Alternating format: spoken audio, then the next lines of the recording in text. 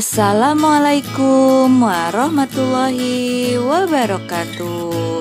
Hai teman-teman Gretu, bagaimana kabarnya hari ini?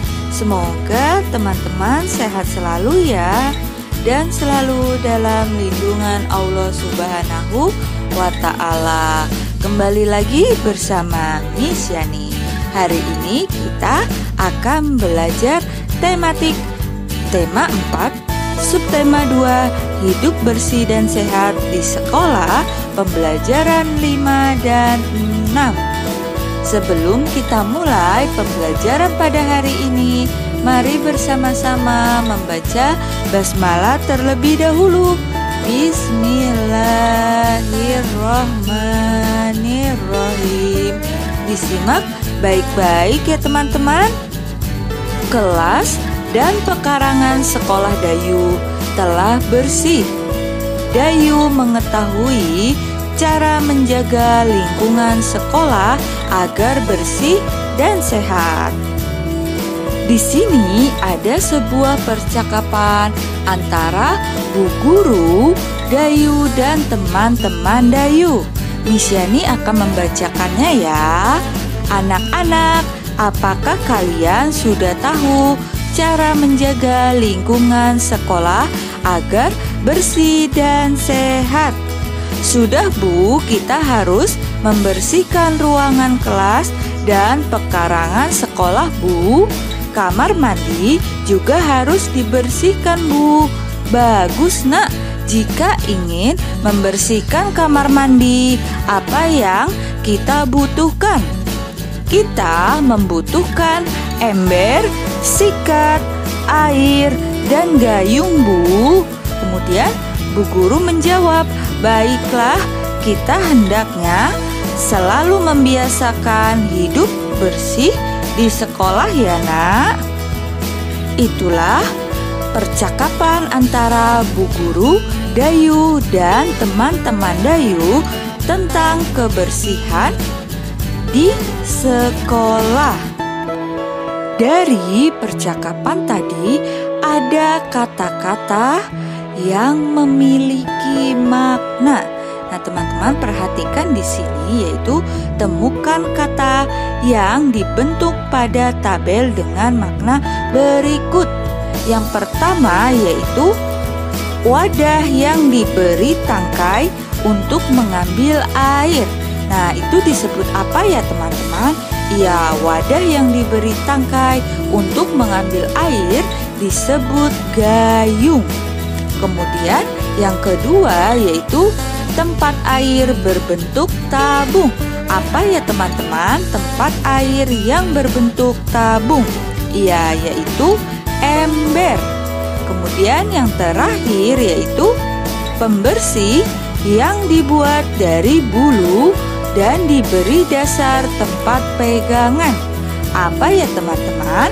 Ya, pembersih yang dibuat dari bulu dan diberi dasar tempat pegangan disebut sikat. Di sini ada cara menjaga kelas agar bersih. Banyak cara yang dapat dilakukan untuk menjaga kelas agar bersih. Lantai, tembok, dan langit-langit harus dibersihkan setiap hari. Jika lantai berdebu, hendaknya dipel agar debunya terangkat dengan baik. Perlengkapan kelas lainnya juga harus dibersihkan. Misalnya lemari, papan tulis, meja, dan kursi. Setelah bersih, kelas juga harus ditata dengan rapi. Kita harus berhati-hati ketika membersihkan kelas. Hati-hati ketika membersihkan tempat yang lebih tinggi agar tidak jatuh. Hati-hati mengangkat benda yang berat. Kaki atau tangan bisa terimpit atau kejepit.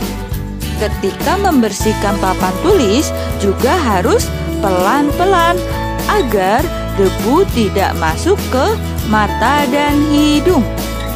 Kemudian menjaga kelas agar bersih dan sehat itu penting. Nah teman-teman, inilah cara menjaga kelas agar bersih. Sikap yang harus dimiliki agar terwujud sikap kebersamaan di kelas. Nah teman-teman, di sini ada tabel yaitu sikap yang harus dimiliki agar terwujud kebersamaan di kelas. Yang pertama yaitu saling menghormati walaupun berbeda agama.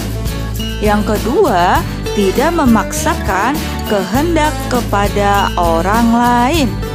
Yang ketiga, mau berbagi dan saling membantu. Yang keempat, mau saling memaafkan kesalahan teman.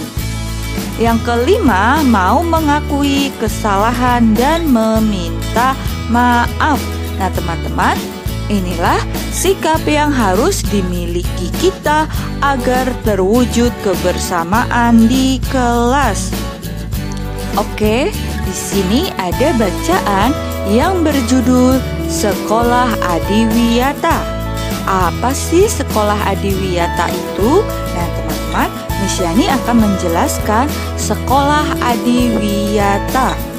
Sekolah Adiwiyata merupakan salah satu contoh lingkungan sekolah yang bersih. Untuk menjaga sekolah Adiwiyata, sekolah harus bersih. Tidak hanya itu, sekolah juga harus rapi dan indah.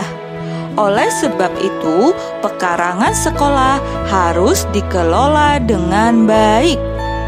Sekolah Adiwiyata tempat yang nyaman untuk belajar.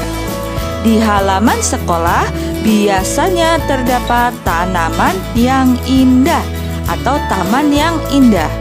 Ada juga pohon yang rindang untuk berteduh dan belajar.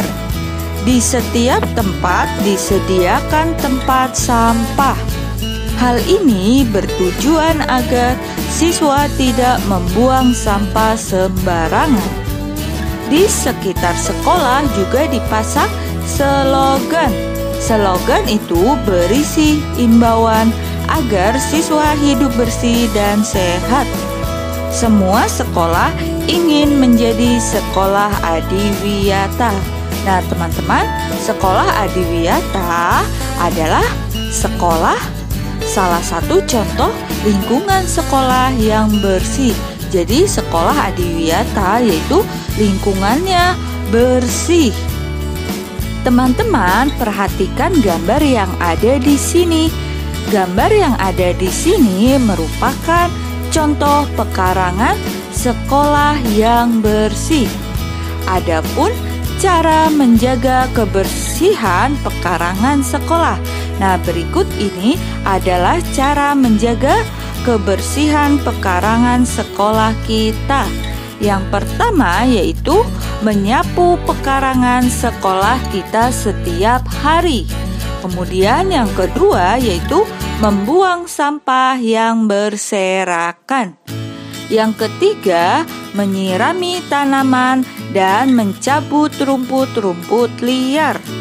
Dan yang terakhir yaitu membersihkan selokan atau got agar tidak tergenang atau mampet. Nah teman-teman, itulah cara menjaga kebersihan pekarangan sekolah. Semua warga sekolah bertanggung jawab menjaga kebersihan sekolah. Semua warga sekolah harus menunjukkan sikap hidup dalam kebersamaan. Hidup dalam kebersamaan merupakan wujud dari persatuan. Hidup dalam kebersamaan banyak manfaatnya. Sebaliknya, tidak hidup dalam kebersamaan juga ada akibat buruknya. Teman-teman, perhatikan di sini. Nah, di sini ada manfaat persatuan dan akibat jika tidak ada persatuan di sekolah. Nah, Miss Yani akan menjelaskan manfaatnya terlebih dahulu ya. manfaat dari persatuan di sekolah, yaitu yang pertama, tercipta persatuan dan kesatuan. Yang kedua, pekerjaan menjadi lebih ringan. Yang ketiga yaitu mempererat persaudaraan. Dan yang terakhir yaitu memiliki banyak teman. Nah teman-teman, itulah manfaat dari persatuan di sekolah. Kemudian Miss Yani sekarang akan menjelaskan akibat jika tidak ada persatuan di sekolah. Akibatnya yaitu yang pertama, terjadi pertengkaran. Kemudian yang kedua yaitu pekerjaan menjadi berat. Yang ketiga yaitu timbul musuhan. Dan yang terakhir yaitu tidak memiliki teman. Nah teman-teman, itulah akibat jika tidak ada persatuan di sekolah. Jadi persatuan di sekolah itu memiliki manfaat dan akibat jika tidak ada persatuan di sekolah. Ketika bergotong royong, kami mengangkat meja bersama. Teman-teman, meja di sini yaitu berbentuk persegi panjang. Persegi panjang dapat dibentuk menjadi pola tertentu. Persegi panjang membentuk pola dengan bangun datar yang lain. Nah, teman-teman bisa diperhatikan contoh yang ada di sini. Kita bisa membentuk pola dengan persegi panjang dan persegi lima. Kalau kemarin contohnya yaitu lingkaran dan segitiga. Nah, sekarang contohnya yaitu persegi panjang dan persegi lima.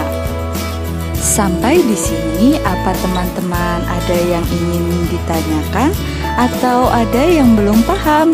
Jika teman-teman ada yang ingin ditanyakan, boleh tanyakan langsung kepada Miss Yani ya. Sekarang tugasnya yaitu mengerjakan latihan subtema 2 pembelajaran 5 dan 6 halaman 87, 88 dan 93. Kemudian dilanjutkan kembali halaman 99, 101 dan 102. Seperti biasa ya teman-teman, jika teman-teman sudah selesai, boleh minta tolong kepada ayah dan bunda untuk mengirimkannya kepada Miss Yani ya. Selamat mengerjakan.